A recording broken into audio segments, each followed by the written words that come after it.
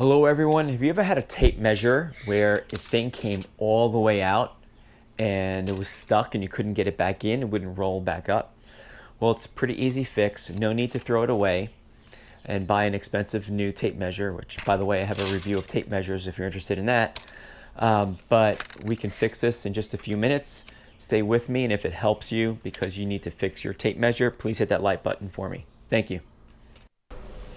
All right, so we've got 3 screws to remove to get this thing off, and one of the challenges is that the screw size for the screwdrivers is an in-between size. A regular one doesn't quite fit, and the smallest one, a smaller one, doesn't quite fit, so you're kind of playing with it to get the right fit in there so you can get these things off. All right, so now the screws are out, but you want to pay attention to the screws to make sure they're all the same size. If one of them is a different size, you need to remember what hole it came out of. I'm going to take the cover off extremely slowly. I don't want the thing coming out at me somehow if there's a spring in there. Or if parts will come apart, you want to do it slowly so you can see if anything falls out, you know where it came from. And in this case, there was nothing to fall out, but you see that tape was stuck there. And it was stuck behind that black piece on the bottom. That's the locking mechanism.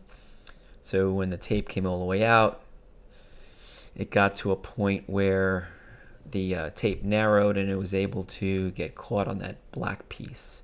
And now I'm locking and unlocking it, and you see how it moves inside there, in case you always wondered, how does this thing work? Now you can see it.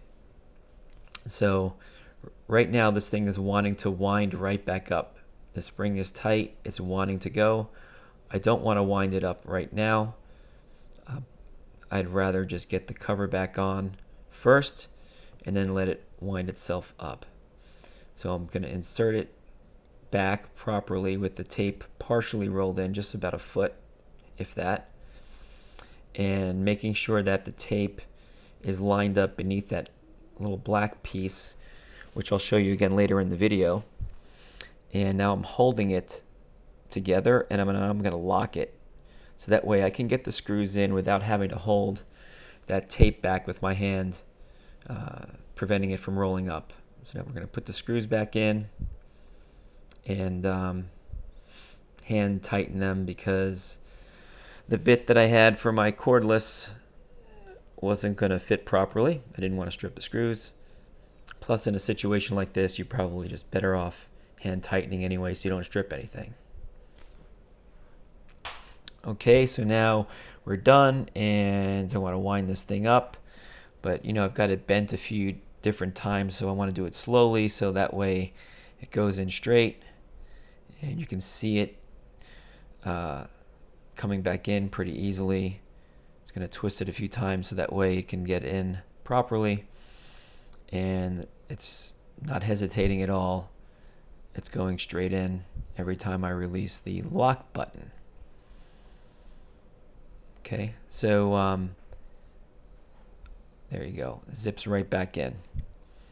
What I'm going to show you in a second is the black piece again, making sure that both ends of the black piece are in the center of the tape.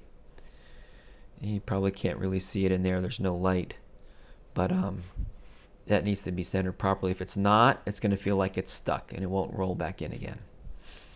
So that's one of the only real watch out when putting this thing back together. So I hope this video helped you. If it did, please hit that like button. It does help the YouTube algorithm, and therefore it'll be shared with others. Thanks for watching, everyone, and I hope you have a great day.